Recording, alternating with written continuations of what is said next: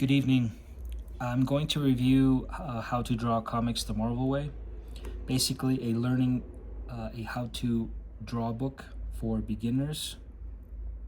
It's really not for beginners, but it can be for beginners. Uh, Long story short, when I was going into comic book stores, I was seeing this book and I was scared to get it because I thought it was too advanced or I wasn't ready to start drawing. And this was when I was around 10, 11, 12 years old. If you do enjoy comic books and are interested and have some background in drawing, maybe you drew when you were a kid and you're interested in probably drawing again, this is an excellent book to start with. This is my second year with this book. Maybe I'm going on 3 after 2 years. This was probably my 3rd year with this book. I'm very happy that I got it. As you can see, it's in really good condition. I've seen it dozens of times. I've read most of it. I've bookmarked my favorite spots, things I'm reviewing right now. It's why am I choosing this? Basically, right now it's me. I'll talk about this book in a little while. Let's look at this one first. Basically, this is Stan Lee's How to Draw Superheroes. There's like 3 of these. I know there's How to Draw, How to Write for Comics. These are modern books, very thick. There's another version of a newer version of this, How to Draw Comics the Marvel Way. It's heavier. It looks like this. I don't actually know what's inside of these other 2 books. Of course, one is it talks about writing for comic books, as in the story part, writing the story for the comic book. There's 3 of these that I've seen. Maybe there's one more. Maybe there's 4. I don't remember. But this is the main book that I'm reviewing. It's been 2 years, and I'm really happy with this book. I should have gotten this book when I was 10, 11 years old. There was a fear that I didn't want to get the book and probably give up drawing, because ever since I was a kid I'd love to draw. So since then I've had other how to draw books, obviously focusing on other aspects of art, but there's something very dynamic about this book, and there's something very design oriented. You learn a lot about the basics of drawing anything. The fundamentals of drawing are very well illustrated in this book, very well shown in this book. Basically, I have nothing. I keep talking about this book as if it's, magic, and it really is. It's a very beautiful book, and it's a classic book for anyone who not only draws comic books, but it draws the human figure. Anybody who draws anything design oriented, maybe cars, maybe furniture, maybe science fiction oriented, maybe like D&D based, fantasy, horror, vampires, etc., etc., etc. There are obviously other books on the market, and I don't say that these are inferior or superior books. I mean, all of these books have something very special to offer, but this one is very key, and it has a lot of it's packed with really great stuff, and I'm really happy that I bought it. 2 years ago I got this. My comic book journey obviously began when I was younger, but the drawing aspect of it, the learning about story, the learning about design and illustration is very much coming from this book. So these past 2 years have been very based on the learning of this. Obviously, I've had other, I've read other books, and I've had an art education. So I'm coming from those areas too. I have a a very thorough education on the figure drawing part of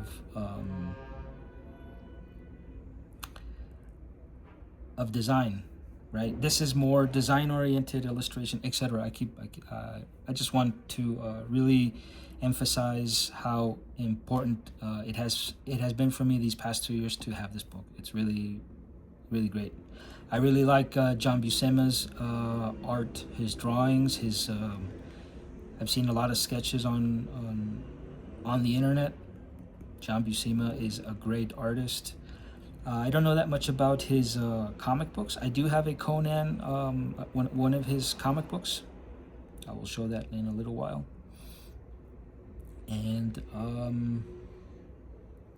yeah, basically, obviously Stan Lee's stuff, everything. This is a great book. I think it's awesome. I'm not done with it. I've read half of it already.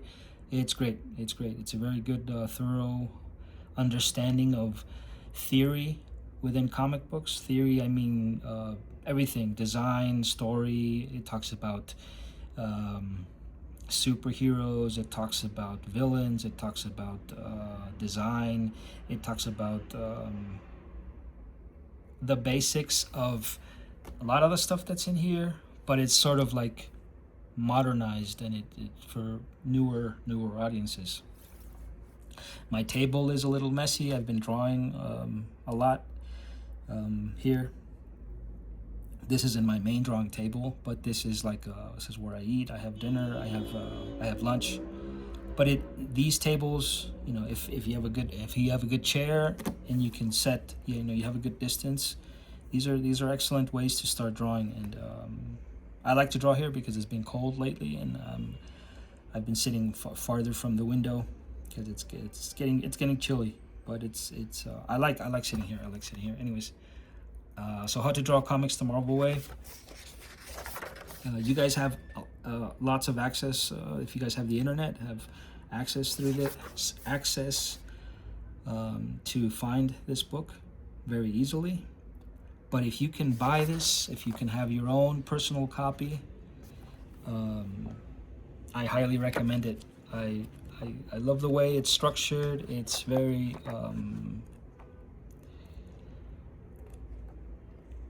much to the point of everything. It's very basic, but it's very much to the point of everything. Stan Lee obviously talking about how it started, the idea of everybody telling him that he should write a book on how to draw. Obviously, if you know anything about comic book history, you will see that comic books have evolved a lot from, even this is 1983, I think, 1983 comic book. They've evolved a lot since the drawing, the composition, the space they take up, the color, the paper has changed. I think this is newsprint, which is great. I like to have these newsprint comic books. There's something very historic about having these. So this is probably like the 80s, an example of 80s comic book. Around the time that maybe this was published, I don't remember. Right before this 83. This is 90. This is set in late 70s. So, well, basically, this is talking about how he met up with John Buscema, and he decided to. They both took the challenge of writing a how to draw book for comic book artists. Right. This is an example of an ideal situation. Someone with the right tools, you can really get great results. Your basic tools. Plywood, Bristol board, rulers to get straight lines, compass. I have one right here. This is a compass for people who don't know what this is. With this you can draw straight circles with ink or pencil. I think this is the ink. I've never actually inked I haven't used the ink accessory to this. I just basically draw pencil. It comes with a lead. This is Faber-Castell. This is great. I don't know. I do not know what this is for. I haven't used it yet. I will find out. And this is the extra lead that it comes with. We got brushes. We got pencils. We got ink. We got glass jar to obviously clean off the brush. Erasers, all kinds of push pins for the board, for the Bristol, for the paper. It doesn't have to be this kind of paper. It could be Bristol board. This is ideal, obviously, when you have more experience and know what you're doing. But you can use A4 US letter paper. A rag to clean off your brush. Yeah, that's basically it. Basic, a triangle. This is very important to have. This is for perspective drawing. So there's a lot of what this book holds has a lot to do with this. Knowing your materials and knowing how to use them properly is key. There is something very hidden within this book that I think is very magical. It's great. It's like I love to reread it because it's sort of like drawing for dummies type of thing, but it's not not drawing for dummies. It's it's a special book for draftsmen. It talks about the anatomy of a comic book page with everything. These are basically how comic book panels should look professionally. This is, I think this is great. This is basically, an indicator that you have to start creating your own machines, your own things. I mean, when you think they're wrong, you save all these papers and you save these things and you start collecting your mistakes, converting them into superheroes, converting them into machines, cars, furniture, layers, villain layer or superhero layer.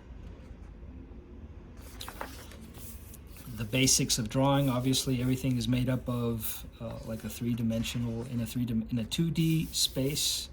This is the paper tube being 2D, displaying a 3D image. The basics of line. It looks very easy and it looks very like, okay, I get it, I kind of get it, but you have to come back to this and you have to re-look at this and you have to really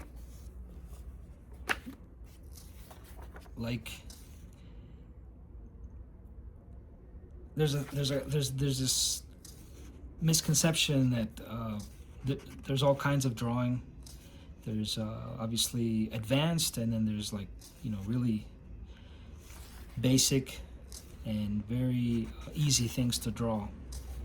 Whether this is true is probably something that can be seen as everybody has their own opinion about everything, and maybe something like this, this stuff, it's an ad for this is bubble gum back in the 80s. It looks very easy and it looks simple, right? It looks kind of childlike and but it has a specific design, and it's very much within comics. It's an education. It's an important like eye-opening moment where you get an education on advertisement, and you see how important every single, if you've ever seen a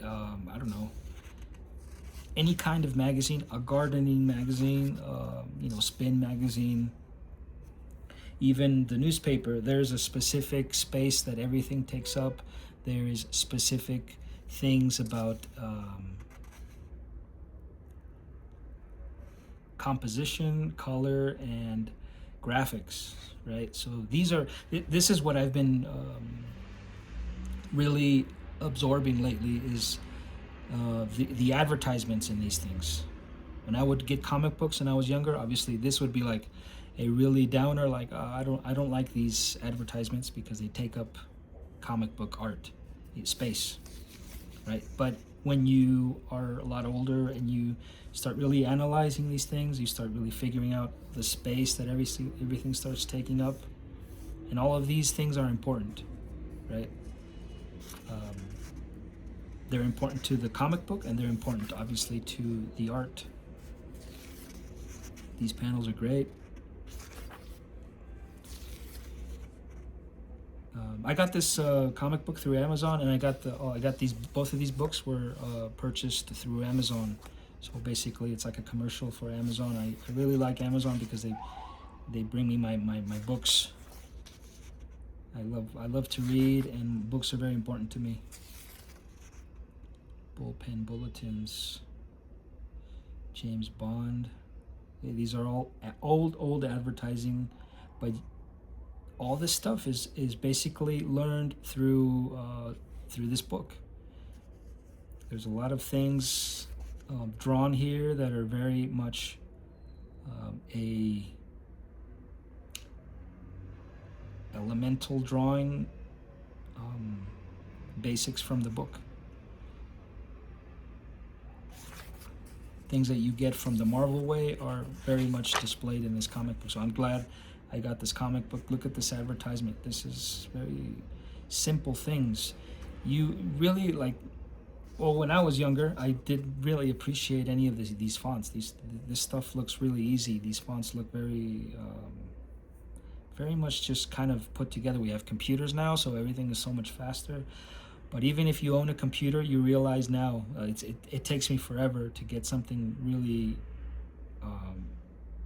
It's design, right? It's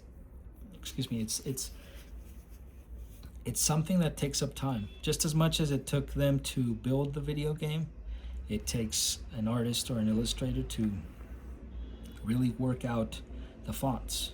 Some people can do it in a day. Some people can do it in maybe 2 weeks, 3 weeks. But I think these professional advertisements would be giving a lot more time so that they would have time to really work out composition, color, framing, details, especially the old Kool-Aid guy, the mascot for Kool-Aid. Mattel Electronics. This is really old. This is really old toys. The old Mattel. Now it's red. It looks a lot like the Marvel one. But look, you can look at this one. Marvel. I don't have. Oh yeah, I do. It's right here. Marvel. Is it here? No, it's not here. So this is a used copy of this is Stan Lee How to Draw, and I got this through Amazon. This is a brand new How to Draw Comics the Marvel Way. And well, this is showing you how not only to draw this, but maybe to draw something like this. These Image comic books. Another book I got from Amazon, Matsuda, Jeff Matsuda. Little thing, something more modern. Something I used to look at a lot, really admire in the 90s. Really great. This is from 93. Stuff like this also. This is Doro. This is one of my new favorite comic book artists, right next to the guy who draws Chainsaw. Both of these guys are my favorite right now. They're just a couple of my favorite because I'm really getting into manga and anime. And everybody raves about the old classics. I'm still very much attached to saying that Ninja Scroll is one of my favorite movies of all time. Well, anime movies of all time, and because it's the first one I saw, and it just completely, changed the way I perceived like cartoons on TV. But this guy, Dorohedoro, is one of my new favorites. So it teaches you how to draw it teaches you the language of basically, this stuff is really graphic. And it teaches you the language of interpreting line, composition, perspective, design, illustration, basically. There's just a lot of really, look at this guy. He has a heart for a head, but everything is built upon the drawing, the illustration language, right? We have line, we have composition, we have, well, maybe let's forget about the panels, but you look at maybe his shoes, tone, light, all this stuff is pretty much explained in the book. So when you start really getting into drawing, and you start drawing, and you start practicing, you start copying little things, eyes, fingers, you start copying maybe big chests, and hands, hair. You start, maybe, some people a little bit more advanced, or maybe just out of curiosity, start to like figure out how these buildings are built, how it looks like they're coming down from, it looks very movie oriented, right? Like thumbnails for movies, or not thumbnails, but like actual pictures for movies. All of this stuff is explained in the Marvel way. So basically, it's my review on the book. It's an excellent book. I think the first two, I always come back to this chapter because it's very basic. It tells you how things are built. Everything, whether it's a person, whether it's a thing, whether it's a place, whether it's a building, whether it's food, whether it's a car, it's built up upon basic things. We got the rectangle, like a box, and we got another box on top, but then eventually you curve from straight lines, you get curved lines. We got circles here at the bottom, which are turned into tires, turned into cylinders, like actual I don't know what you would call these, like certs, those small candies, or like what are those called? Sweet tarts. Round candy. It looks like because it's because of the size, right? Obviously, you can draw these things in a much larger proportion, which wouldn't be candy. It would be probably like, tape,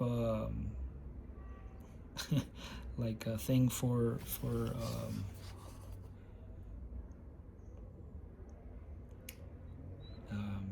what are these called? Reels for tape, for analog tape, or I don't know, something more basic. I don't know. I can't think. Oh, maybe like a big cake. Things that can be. These things can be obviously drawn a lot bigger. Planes. It's like drawing a spray can or a marker. Depending on how you want to look at it. And straight lines going across it like wings.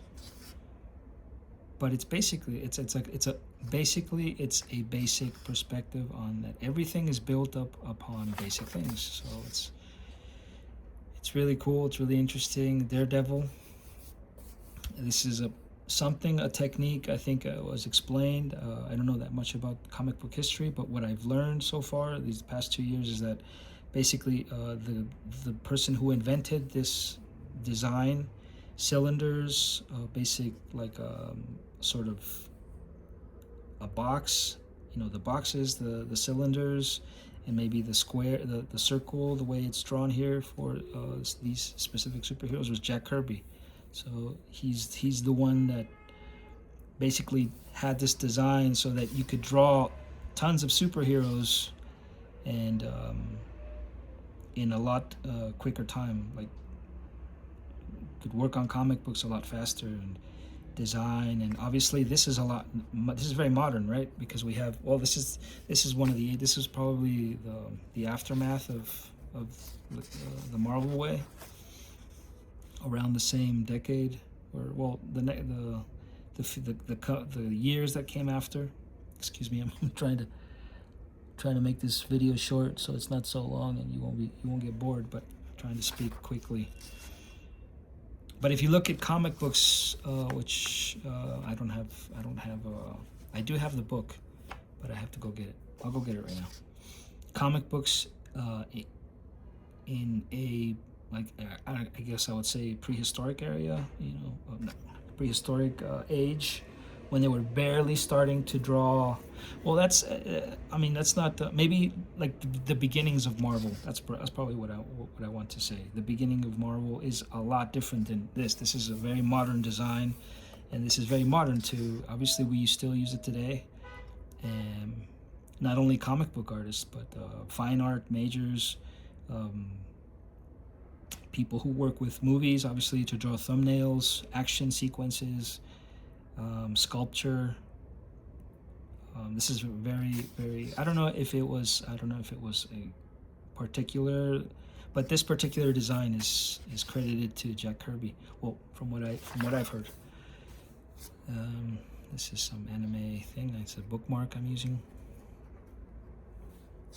This is great to see how something basic is not that basic. It's very, very difficult to get one leg behind the other. One is obviously a lot smaller than the other one. Without the ink, it looks a lot bigger. When you start adding ink, it starts to look very different.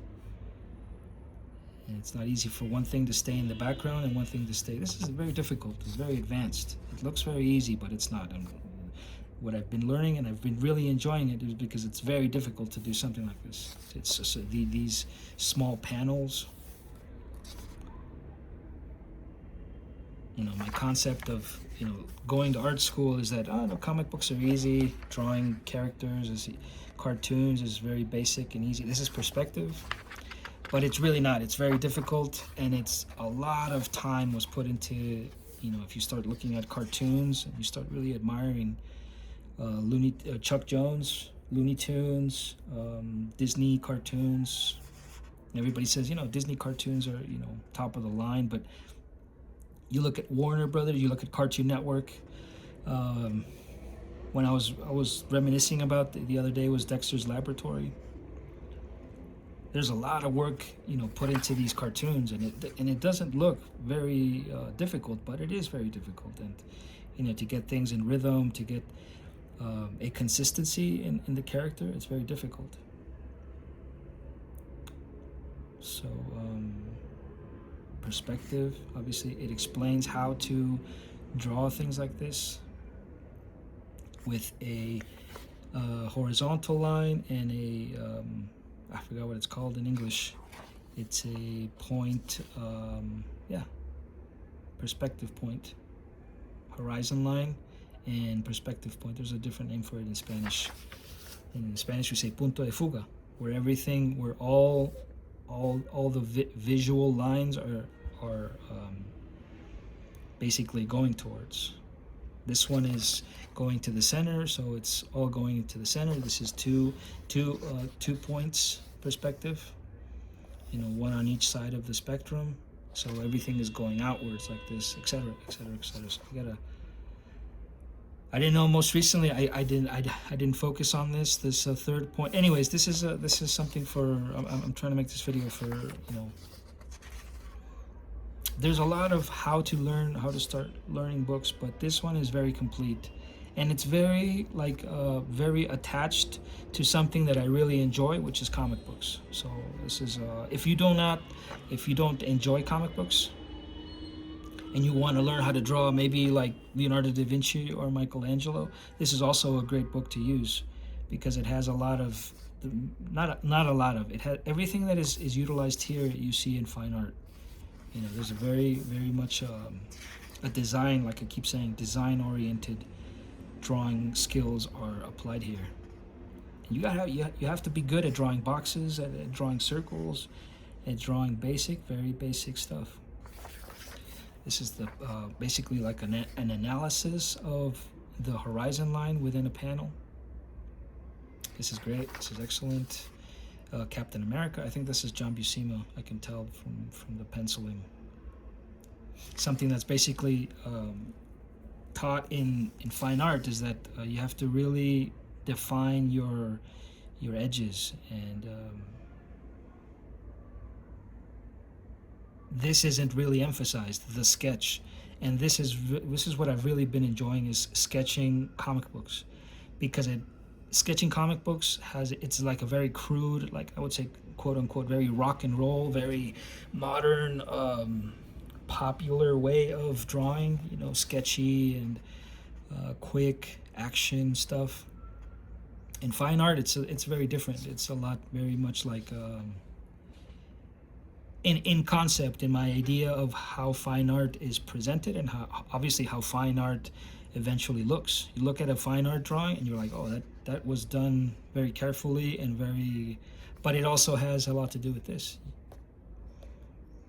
They can both be applied in both areas. So that's what I've been learning, and I didn't know, but I've been really enjoying the sketchy, being like a sketching out figures has been really something I've been enjoying.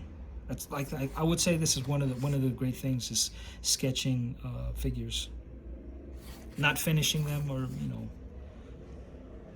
with the intention of finishing them like through an ink drawing, but leaving it as a cartoon, which is really I would like to. I'm looking for the right word, but it's maybe something like this is really interesting. It's really cool, because obviously in reality we're not all the same size. Most recently I was following someone, and they said, I think it was David Finch.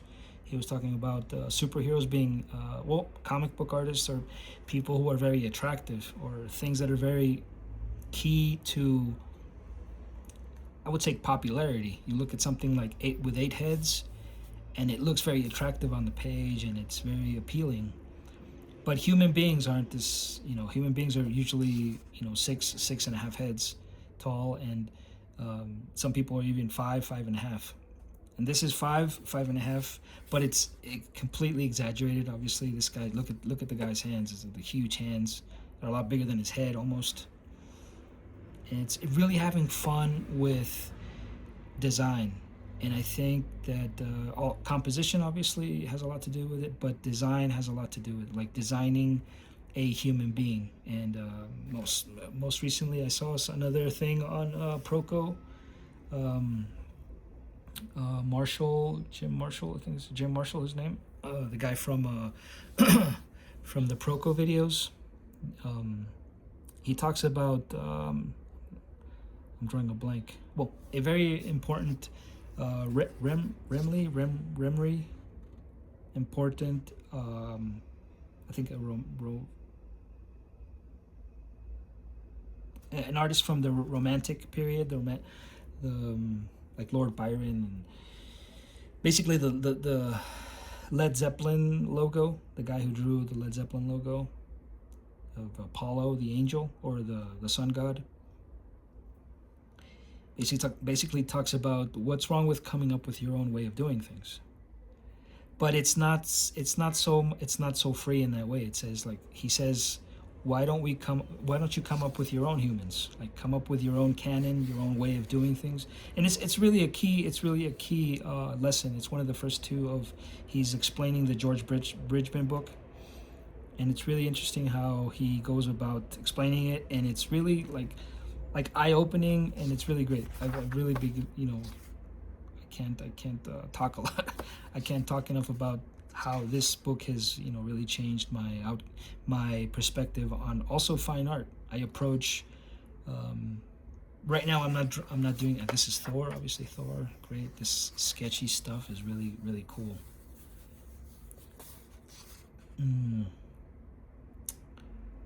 Thinking about fine art through practice, drawing figures within a space. Also, it's very reminiscent. I was talking about Pontormo most recently, the Renaissance. This is really great. This thing is, building characters with stick figures. This is really,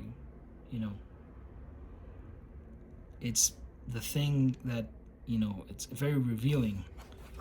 Stuff that they used to do in the Renaissance, to get 3D perspective, is this modern design of cylinders, and really like trimming the complexity to a basic form, allowing you to then embellish body parts. This is also one of my favorite ones. It's very, very messy way of coming up with a figure. This is great if you can read that part.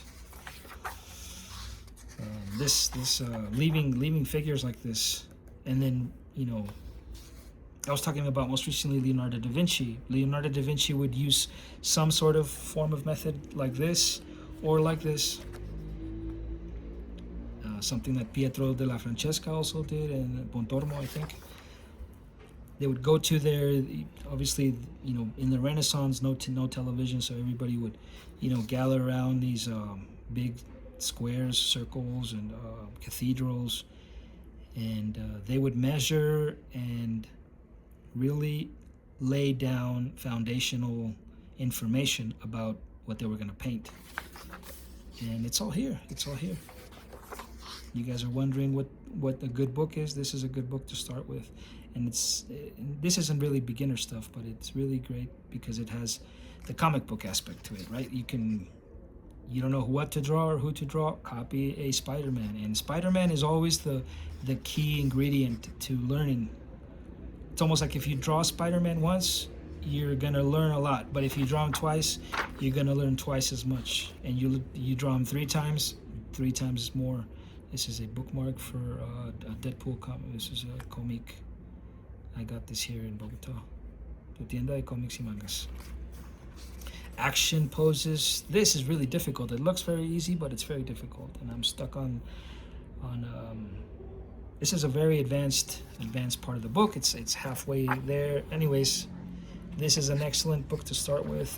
Look at all these really sketchy things you can really learn from copying movies also, you know, superhero movies, the modern stuff also, not just humans but monsters. And you start to really break down that monsters are also things that have parts like humans. Humans have a head, 2 arms, a torso, 2 legs, 2 feet, right? And you look at monsters and they have something similar. They have a head, a torso, you know, it could be whatever, tiny or huge, exaggerated legs, tiny hands, and really big arms. It's basically the same thing, but really exaggerated, and obviously fake, not fake, what are this called? Fantasy-like situations. Obviously, you know, something like a dragon, things that don't exist, but they do in these comic books. These are worlds that so I think that's the part that I'm really enjoying.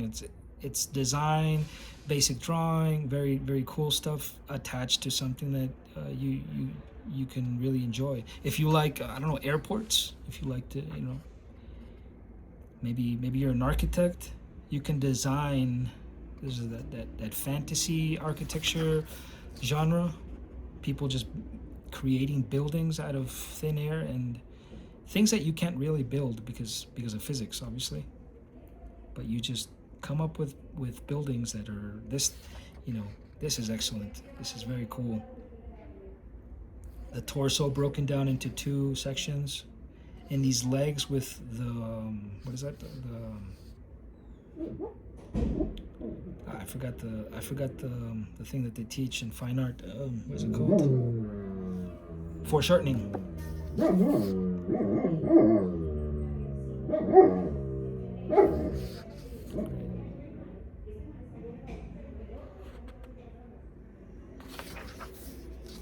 So we got foreshortening.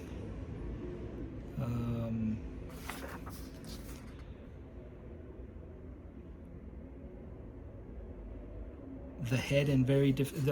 What's his name? Bern Hogarth has this in the beginning of one of his books. He talks about a specific order in which everything should be drawn, whether it's the head or whether it's the torso. He talks a lot about the torso being the first thing you should draw because it gives you the perspective on how the body will be placed in a specific moment in time or place, a specific perspective. And this is shown in one of the first pages of his book. The same thing, basically, you have to be able to turn the head in every single perspective that you can, which aren't very many, obviously, very limited because it's only like, but there are plenty, and it's not easy. It's not an easy thing to turn.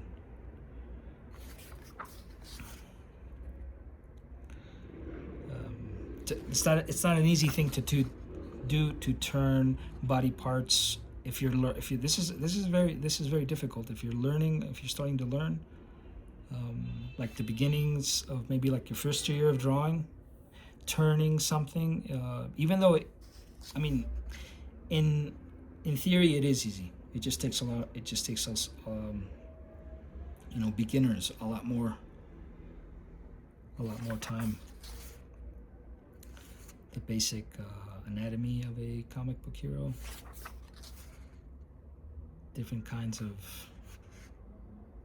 personalities, the perspective of the head. This one looks like it's looking down and to the right, but turning to the left, which is, it's not completely difficult, but it's complex. It's got this curve here, and you have to remember that everything, every shape has curves and straight lines depending on what you're drawing.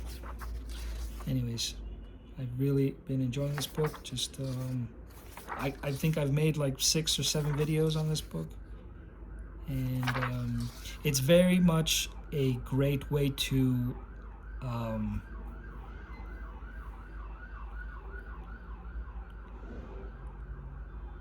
make the things that you already know. Maybe if you have let me see, like if you're a Loomis student, if you have an Andrew Loomis book, if something isn't clear in that book, if you have one of these, it will really clear up a lot about the general idea of being a draftsman. Composition, obviously, of females. The basic anatomy, I went through this because I was explaining. There's different expressions, and the space the eyes take up, the size of the eyes, the size of the nose, specific hair, delicate cheekbones. But who looks like this? Not too many people look like this. But it's very much a specific way of memorizing how a female looks. Some things are exaggerated, obviously. Some, not every girl has or female has lips like this, but some of them do. And obviously, this is your own world that you're creating. You can borrow stuff from here. This is something else that I've been learning, is that you borrow stuff from here and you come up with your own way of doing it. The important thing is that it looks good. But I think it's also very important to get it exactly, not completely exactly, but the essence of what a Marvel, like a Spider-Man, looks like. I can come up with my own Spider-Man, and it will always look different, but the fundamental idea about this book and about Marvel, about copying a Marvel character like Spider-Man, is making it look like Spider-Man. There's something very, very classic about these figures. And of course, I come up with my own, and I come up with my own way of doing things. I can draw Captain America 10 different ways, but once you start really putting your what is this? This is composition. It's composition, right? Yeah, composition. Once you start putting your efforts into making something look exactly like Spider-Man, it looks that's when you start to learn. It's the same thing if I was copying the David from Michelangelo. If I was really trying to draw that thing from, or maybe just, you know, some part of it. Maybe just draw an arm.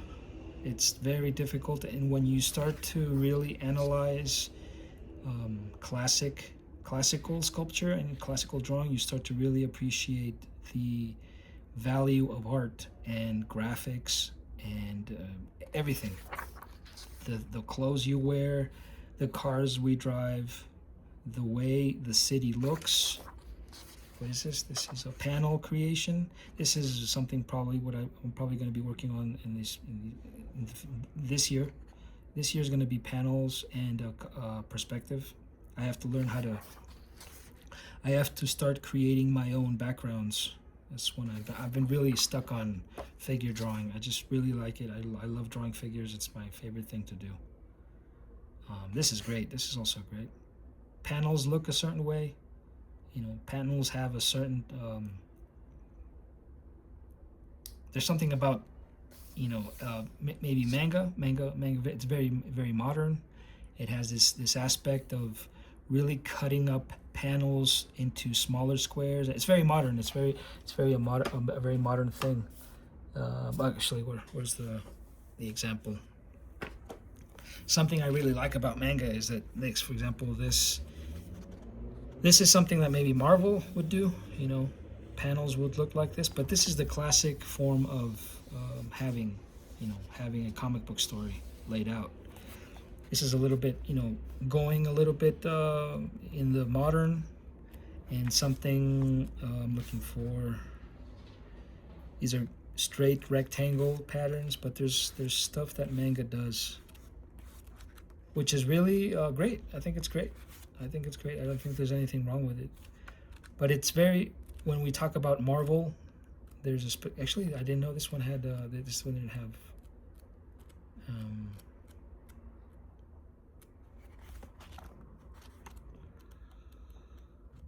Excuse the.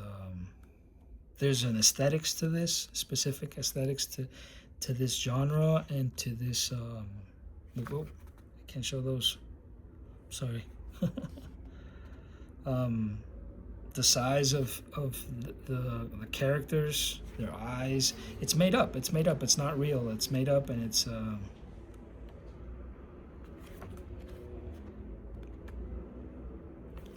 The world that they, you know, these people live in, it's very much like apocalyptic, like cyberpunk. It's really cool. I haven't read it, but I love to look at the art. It's super great. All these lines, it's just like saturated in line work. This stuff is super crazy. But something maybe like this. Let me see. Let's see if Demon Slayer has this. Yeah, Demon Slayer has this. It's got these cut up panels, and very cool because it adds rhythm and it adds action to the panel work. But this is a different type of comic book, and this is a different type of situation. But this is really great. This is one of the things is I love. One of my main focuses and the things that I love to do is focus on composition, because through composition I can see if something is really coming through, right? If you look at something classical, like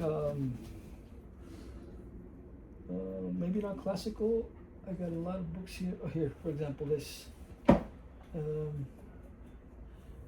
look at. Oops. Like a Leonardo da Vinci. These are sketches, obviously.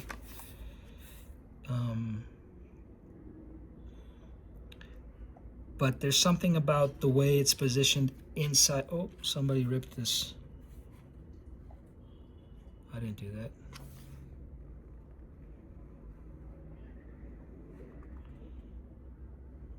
When did that happen? I don't remember that being ripped. Anyways,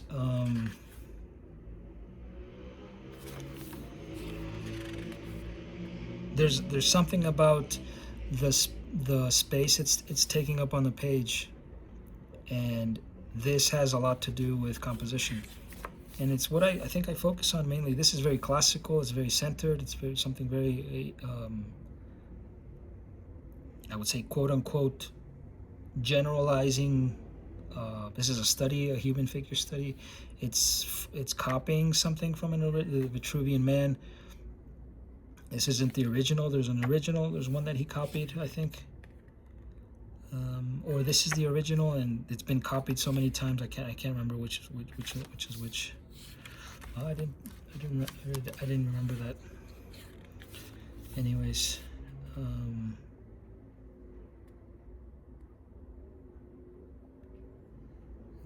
there's something very, obviously very beautiful about this composition. The way the board, it has a lot to do with the composition. It's not a square, it's a specific, it's like a very, I guess like a phallic composition type of thing. But it's very reminiscent of windows, of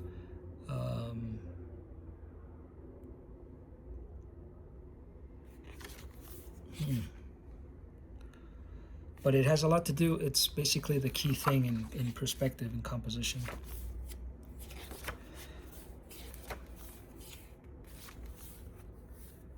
This old guy here, he's like, looks like he's scratching he's scratching himself or something. I don't know. But this is really classical drawing, and you look at these things, it's, you know, placed, whether it's placed with the intention of something specific, it's probably not. This is really like, you know, loosely placed on, but everything that is placed, it looks a specific way because it's placed in a specific part of the paper.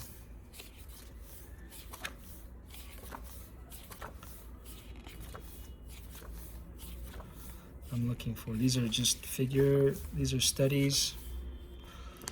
Wow, I didn't know that page was torn. I gotta fix that. All right, so basically,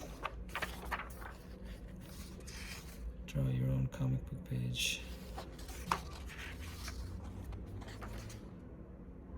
Draw your own comic book page. So this is a part where it talks about drawing your own page and copying. Like, I think that the easy thing would be, or not the easy thing, the hard thing would be to copy this everything exactly the way it is, which is ideally what it is. But I've been taking the examples and from comic books, just loosely, randomly doing things, which is another way of learning. It's the way I learn, randomly, you know, thinking about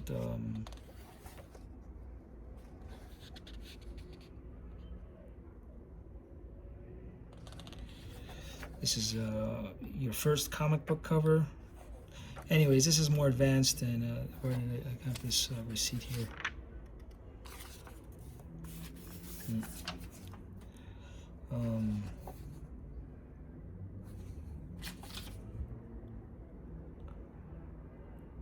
Is there anything here that can be not placed on the internet? The styles, this is where I was really looking at when I was stuck on something about always using the brush, or not always using the brush, but I've been using these repeatographs, and this is what's really helping me learn about inking. But these are the patterns, these are the things that you can do, and the things you can do to make. Anyways, this is an ideal situation. This is over inked thing that I probably do, is over inking, and this is probably, you know, obviously compared to a Marvel comic of the 80s, this is way too much ink, but it's I like it. I like this it's learning from everything and taking what you like and utilizing it and making it part of your art arsenal. And what is this? These are ideal inking situations. I haven't gotten this far. Excuse me. These are the other anatomy books. These are really great books. Bridgman Hogarth and John Vanderpool. These are really great books. So basically, if you like this book or are interested in any type of drawing books, these are really great to own. Animal drawing. Yeah. But this one for me, pencilers, Neil Adams, Ross Andru, John Buscema, Gene Colan. I do not know, obviously they're in this book, but the ones that are really stick out to me is John Romita, which I haven't really seen very much work within the comic book world. I mean, I know he's very classic, and if you show me a John Romita comic book, I probably won't distinguish it. I can distinguish a Jack Kirby maybe, even though it's the ones that I can really distinguish is John Buscema and Neil Adams. If I look at a Neil Adams, I know it's Neil Adams. Not all the time, but usually I know because he's more. I've seen more of their work.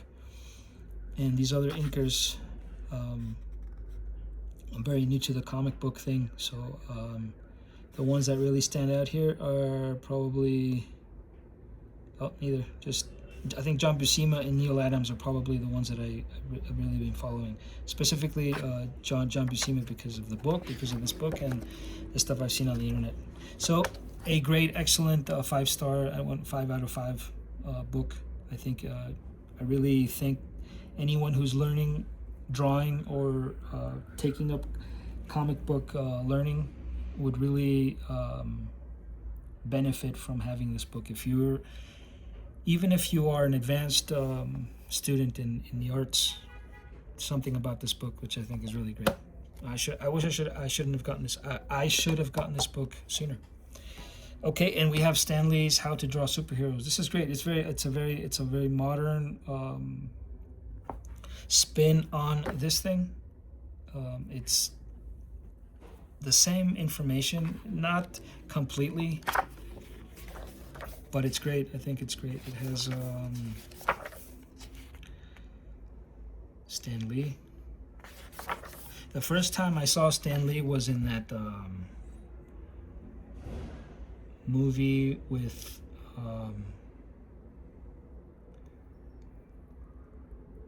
what's that movie called?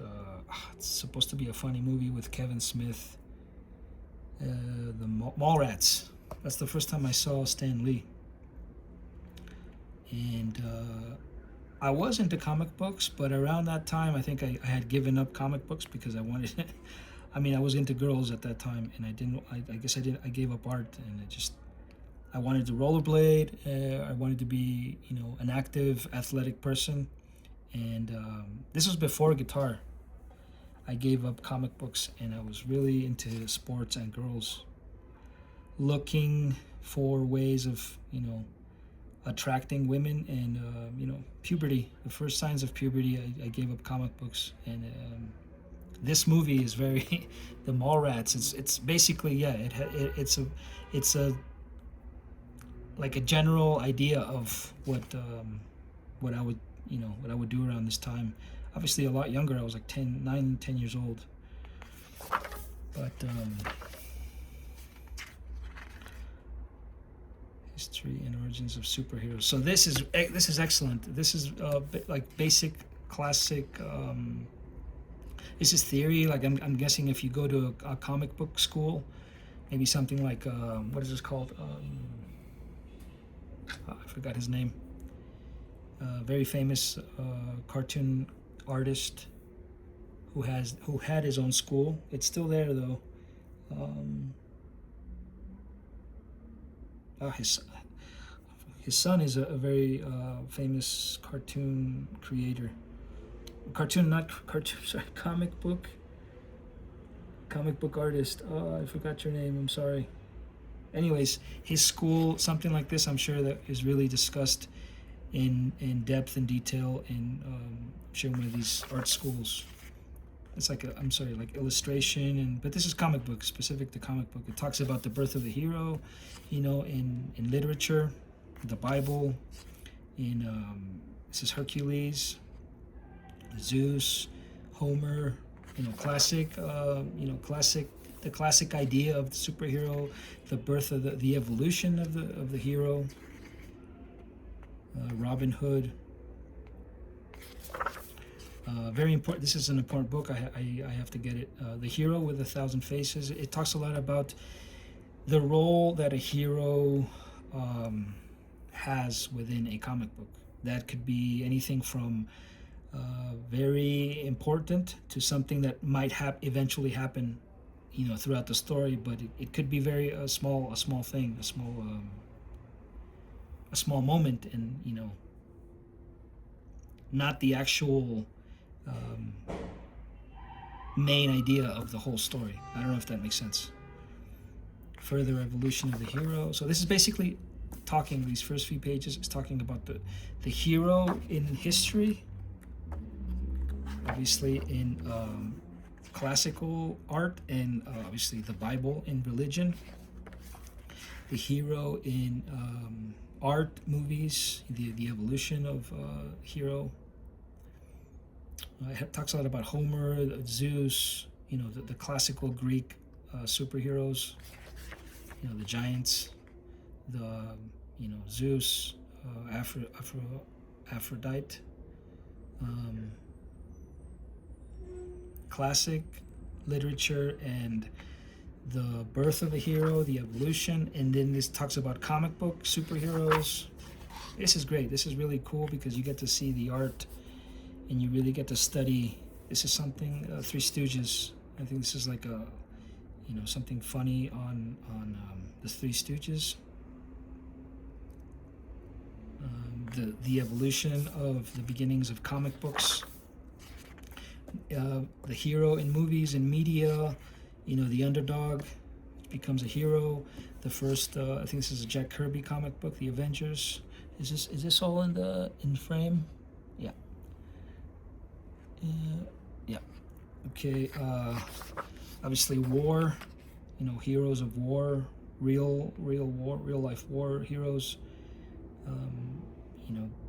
Help to jumpstart ideas. For maybe Captain America comic books. War novels. Heroes. This is specific to heroes. This is the other book I think is probably important to have, is How to Draw Comics. Oh, this is the How to Draw Comics, the newer version and the older version.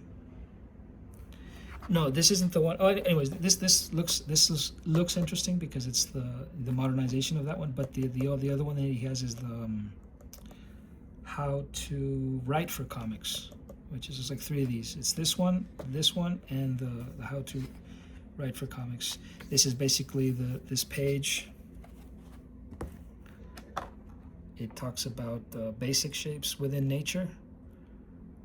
Your basic circle, your basic square, your basic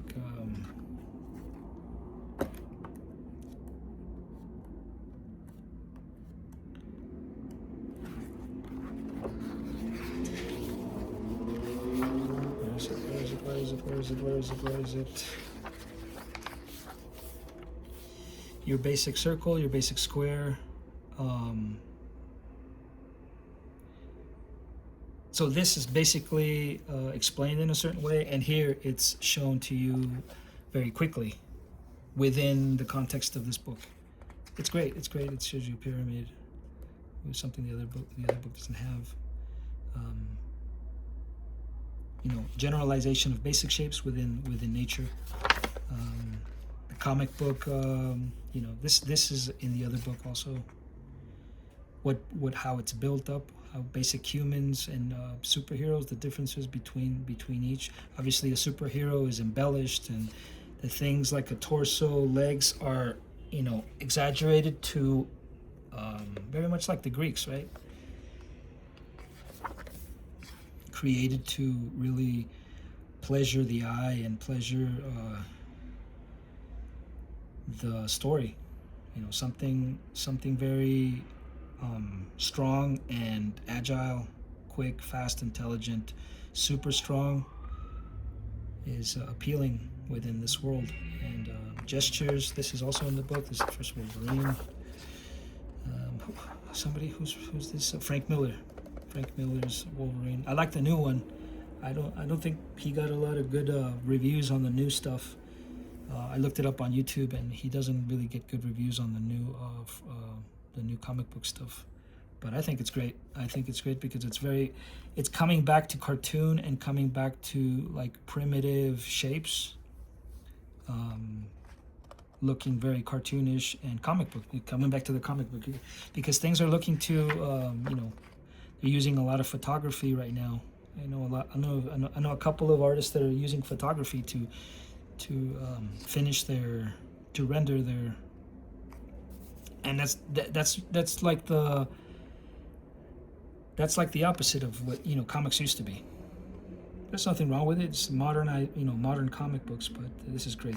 Going back to the cartoon, the cute bunny insignia is hardly likely to strike fear into the hearts of evildoers, at least evildoers who aren't carrots.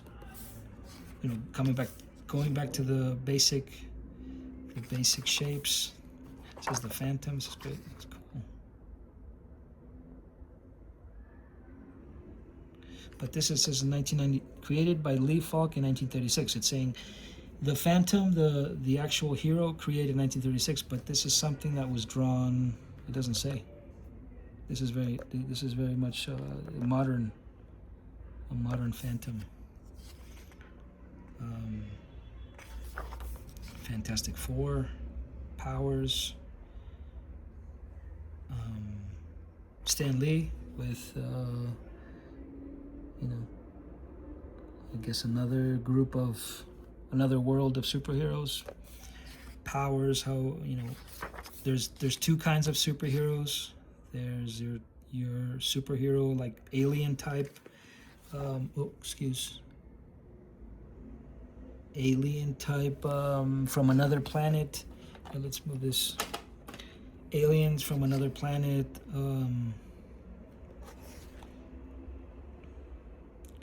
And we have your B type of superhero, the one that doesn't have superpowers but is super intelligent, basically works out every day, knows martial arts, has access to like high top quality government equipment, and builds his own weapons, builds his own suit. It's the difference. Superman, being the S type of superhero, is the one that's from outer space, the one that has superpowers, super speed, can fly, can see through walls, can, et cetera, et cetera, et cetera. Something like something that's fantasy and something more close to the human condition.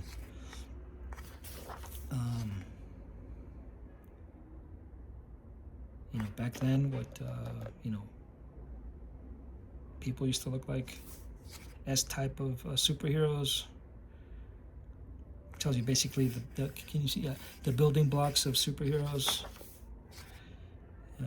It's a little advanced because it doesn't really show you. I mean, it does. It's also showing you that you can start copying these things, and you can start really developing basic shapes out of the things you have. So we have like a rectangle here, but this is actually like a big rectangle. These are cylinders.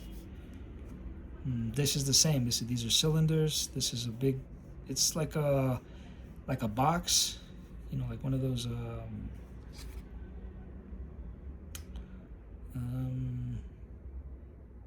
Actually, it's built up of torso and pelvis.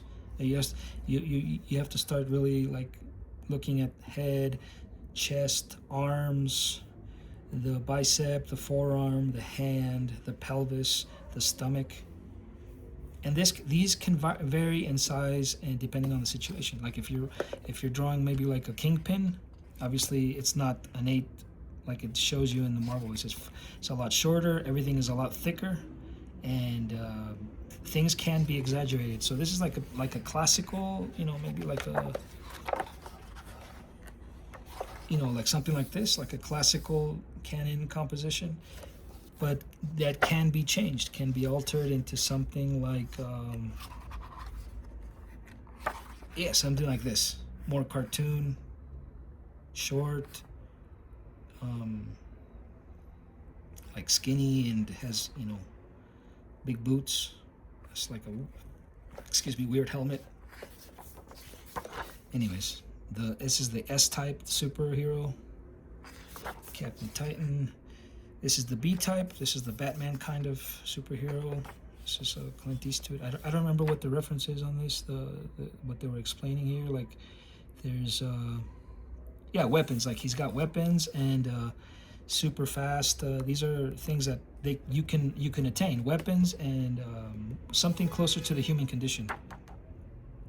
And speed, something you can develop, right? But this is the S type. Like, it's like you came and you're just, you know, he's super anyway. He doesn't have to work out, he doesn't have to work, he just always super. Obviously he has to develop you know, some form of what is this called, like he can fly, but I'm sure that he has to develop a specific skill so that he flies straight, so that he doesn't, you know, run into, you know, buildings and etc., etc., etc. You know, everything has its balance, which is really interesting. Talking about superheroes also is great, because now we have, right here we talk about these are the female type. We have the same. We have alien type of Avengers, alien type of superheroes. You know, not God-given. Yeah, like born with a special alien type of thing from an outer space, something that was developed in the government, but then, like, you know, physically turn them into something that's not human, which is the S type of superhero heroines. The B type, this is the S type. Oh no, I'm sorry, this is W and Y, right? W and Y. Mechanics, this is like the Supergirl type of, these are his, Stan Lee's superheroes. Lady Luck, this is the Y. No, the E. I forgot. I forgot. The E. So she's, you know, she gains her strength, her abilities through training, through developing human skill within a human-like type situations, right? Something more real, cool. Not real, but closer to the human condition. Body types, different types of expressions. It's very graphic. It has a lot of graphics. This book has a lot of color. It has a lot of references, which is, I think, is beautiful, because it has really great points of, like, this thing is eventually something, if you're a comic book artist, or, you know, this is something that I think every comic book artist, well, according to what I read, this is something everyone should have, right? The hero with 1,000 faces. Joseph Campbell's The Hero with 1,000 Faces. In this book, Campbell discusses his theory of the journey of the archetypal hero found in world mythologies. It talks about, yeah, mythology. So there's a lot of really important references. Color. It's a heavy book. This is a big, heavy book. Alex Ross, Batman and Robin. Is this Alex Ross? I think it is. It looks like something Alex Ross would draw. The multiverse, the multiverse, Miles Morales, Spider-Man. I saw it recently. I thought it was really good. Really great drawing and action.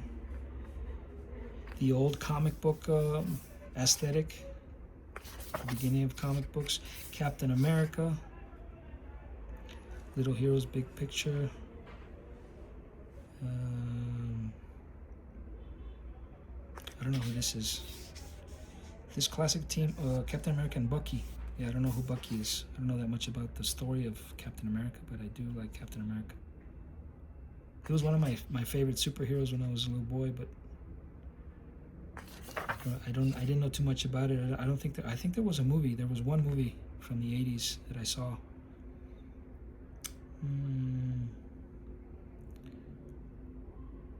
It doesn't say if it's Alex Ross. Does it say Alex Ross anywhere? Anyways, it's an overview on the world of comic books in terms of structural theory. or the theory within comic books, the structure of a comic book, the story part, what a superhero consists of. These are the sidekick. This is like the Robin type. The same thing, both alien type and like human with special abilities. But I think it only discusses one. No, both of them. Like Superboy and Robin type of situations. The truth about villains. It talks about villains within comic book story. Villains that I'm sorry, we have time here. Yeah, an hour and a half. Villains usually have this. Sorry, is this? I moved the camera I bumped into it right now. Villains have this role within situations within the comic book where there's this thing where they're not completely evil, or I mean, it's like a perspective where villains believe that they're the superhero because they're just as important, or if it wasn't for them, certain things would change, and if it wasn't for the villain, there would be no. It's like a double-edged sword. Villains believing that they're the good guys, because without them there wouldn't be struggle, there wouldn't be story, there wouldn't be etc. Mario Mans. This is Mario Mans. Like, without me, this would be boring, or I don't know. It's not it's not exactly what it says, but it's basically, it says that superheroes have this, wear this hat within the story that says that they believe that they're the hero of the story. Without them, something wouldn't without them there wouldn't be superheroes. I don't know, like something like that. L-type. The L-type, which is, I think this is like Lex Luthor, and the S-type, the J-type, like the Joker type of, more human-like, closer to, this one uses his brains, even though, yeah, this one's human. This one uses brains, a lot of power, money, influence. This one uses, animal instinct and, maybe street. He knows the street more. He has weapons. Is a crude individual. Very smart also, but very dangerous. So it's showing you their basic shapes. You can obviously spring. This is just like a main idea. From here you can spring and do something else. Make your own thing. So this is like basically copying a Superman, but he changes his color, and obviously the story, his name, his superpowers. The same thing with these. Right? It's like a basic brutes and vixens. Monsters, huge orcs, huge muscly, big individuals.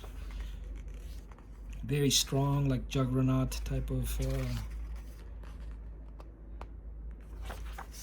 Juggernaut. Alien brutes. The brute in action. So yeah, it's great. The vixens, this is great. Vixens are females who are neither good or bad. They're basically just looking out for themselves. They're either really good or really bad. They help the story because they're looking for a way to for them to be on top of this, on top of anything. The good part of a situation. If they have to do something bad, they'll do it. Right? So, this is Vampirilla. So they're not really a superhero. They're more of a what is that called? Just a character that is duality. It is a duality. She's not really good or bad. She's just trying to get the best out of every situation and just looking out for herself. Usually very sexy. Uses her sex appeal with usually superhero, whoever she's dealing with, to come out on top. Something like that. Supporting characters, obviously families. This is Spider-Man marrying Mary Jane Watson. Family members. This is, what is this? King Lear. I don't know that much about King Lear. I have heard about him. I don't know that much about him. Very important Raphael painting. Historic people within a hero context. Their families support the best friend. This is where I think I left off. What is this? It's a sketch. Carter Cross. This is a hardworking father, like Spider-Man's stepfather. Josh Greenville, the gruff boss at the office. Doris Delilah. This is what is this? Love interest. A love interest. Some maybe his girlfriend. People that are human.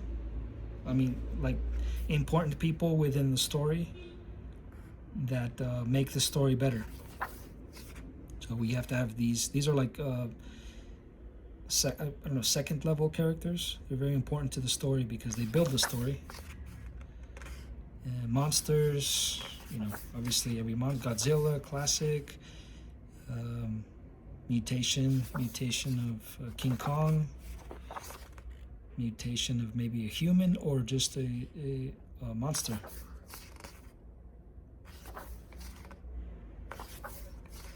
Monsters are monsters. They're not really good or bad. They're just I'm sorry, they're usually evil.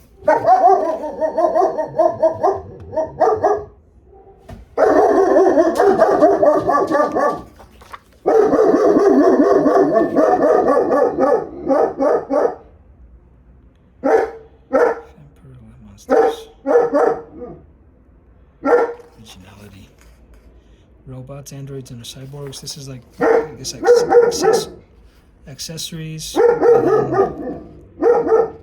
accessories within the context of a comic book. Robots. Alexi Bot. It's like a robot that attributes an android that aspires to be human and strives to prove his worth. Flawless, precise in motion. Cyborgs, computer-based, half machine, half man. Animals, creatures, and pets. Superman's best friend. Faithful friends. This is a strange visitor from another planet. No, not Superman, but Krypto, the super dog. Krypto has all the powers of Superman and a matching cape as well. So he's just as strong as Superman. I don't know if he's just as strong as Superman, but it says has all the powers of Superman. Interesting. I didn't know Krypto had that much power. Maybe he was a super dog because he's from outer space. Faithful friends. And we have Devil Dinosaur. Yeah, so it's basically a really good book on the basics of everything. Animals within a story. Now comes the action. Vehicles, things that will get the superhero, usually like a beat-type superhero. Thor. I don't know why he's in here. Vehicles, what kind of vehicle? Well, his hammer is the one that helps him travel, I think. Fly. Vehicles. Galactica. Battlestar Galactica. Spaceships. The superhero hideout. A place to get away from it all. Creating the hideout. Helpful hideout decorating tips. So this is like the lair, Batman lair, the supervillain, the house, the mansion, the X-Men mansion, the Batman cave, Superman's igloo? Igloo? No, it's a cave. He has a cave in that huge cave. It's not an igloo. Spider-Man's room, so I'm assuming. The super team. Putting together your team. The Avengers. What's the magic number? It's terrible. I'm sorry for all the noise. But people make lots of noise. Even though they think they don't, they do. Putting together your team, the Avengers. What's the magic number? The magic number. Smile from the camera. What's the magic number? What is this? This is the actually this is where I left off, was the family part, the family members, where I left off. Stopped reading it. I don't know what this is. Putting together your team. Oh, actually, this is like the universe. This is putting together your universe, the super team, all your superheroes, and putting the story together. I'm assuming all your characters in one setting. I have something like that similar, but it's not really a story based. It's just figures randomly drawn. That's basically like the summary of the story. Both villains, the two types of superheroes, one on each side, redrawn and reworked, and that's basically it. You're done now. Get started. So, looks like Jack Kirby kind of.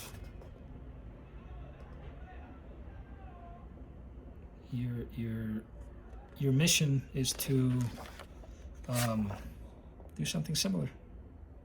Copy, and I got this used from Amazon. It's great. It's in great condition, and it's a beautiful book. I love it. I haven't finished it. It's great. So ultimately the idea is to have something more like this. I think this is excellent. It's closer maybe to the way I think I used to learn, and it has a lot of, maybe more for adults now. I don't know. I wouldn't say that.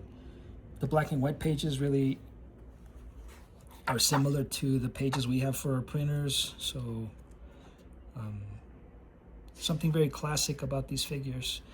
And if you have these kinds of comic books, it's excellent, and you can really appreciate. I've been really learning to appreciate all the work that went into making one of these comic books, and still to this day, it's incredibly amazing book to learn from, and to it's unbelievably rewarding, even though it's not something maybe that you see, because it looks very basic, and it looks, it's not it's not like drawing a Da Vinci drawing. It's very, very much a part of the design aspect, and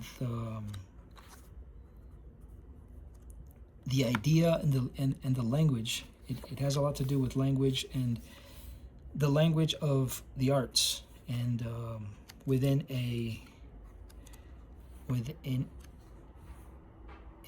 drawing situation. I wouldn't go, within the drawing, within the inking, it resolves a lot of the color thing, a lot of the color issues that you may have. If you don't know about color, you start to experiment with it. It does within practice and within time. It will resolve itself, because it talks a lot about tone, and it also talks about shade and value, which is key. So if you're gonna come into getting this book because you want to know how to draw color comic books, it's probably not the solution. Because the first thing you should probably learn to do is draw. And drawing is key. It's key to all of this whole thing. Art, whether it's painting, a Renaissance painting, or whether it's building a chair, whether it's developing the idea for a comic book. The ideas are kept hidden within this book, and great. And once you're advanced, once you know more about drawing, then you can start to experiment with color. But it's not a book I would go to if you're going to, experiment with color and abstract painting and everything. It's good to have. But if that's your idea about, on getting this, I would get something else. I would get something closer to painting, abstract, maybe like you know, like a de Kooning, book, or maybe a Jackson Pollock book, which not only talks about the history of the artist, but it also tells you, it gives you a much I can't reach one of those books right now. It also gives you a much broader, better idea of what you want. Well, that's it. It's a great book, and hopefully you guys benefit from the review. I love to make these YouTube videos because it's a great way for me to really express my experience with the material and how much it's helped me develop my own art. Hopefully you guys get to, there's lots of access to this material, so if you're an artist, if you're upcoming, if you're not sure about what book to get, starting, or maybe someone a lot younger, maybe you want to help someone younger get into drawing, then I suggest you oh, why did this happen?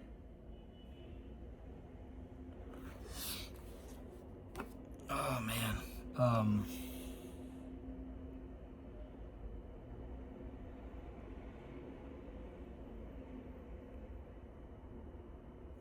If you are new to my channel and would like to subscribe, I suggest you subscribe to my channel.